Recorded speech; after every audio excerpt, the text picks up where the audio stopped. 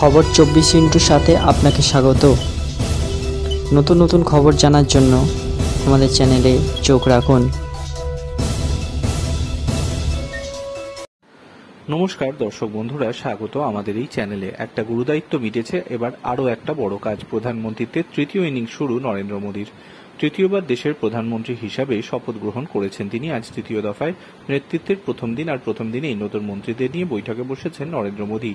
কি নিয়ে হবে সেই বৈঠক? শপথ গ্রহণের পর আজ সোমবারই মন্ত্রিসভার প্রথম বৈঠক। বিকেল 5টার মধ্যে সকল মন্ত্রীদের প্রধানমন্ত্রীর বাসভবন দিল্লির লোক কল্যাণ মার্গে আসতে বলা হয়েছে।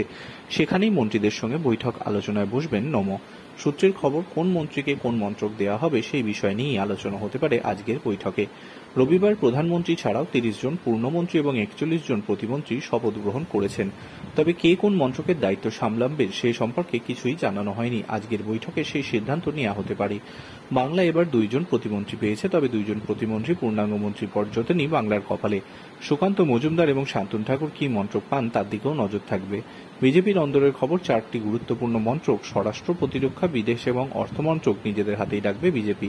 সেখানে শরিকদের দাবি পাত্তা পাবে না। বাকি মন্ত্রকগুলিতে ক্ষেত্রে গুরুত্ব পেতে পারে শরিকরা। প্রসঙ্গত, এবার মন্ত্রিসভায় শরিক দলের 11 জন ক্যাবিনেট মন্ত্রী রয়েছেন। মন্ত্রক বন্টনের ক্ষেত্রে তাদের বিশেষ গুরুত্ব দিতে হবে। Bureau report.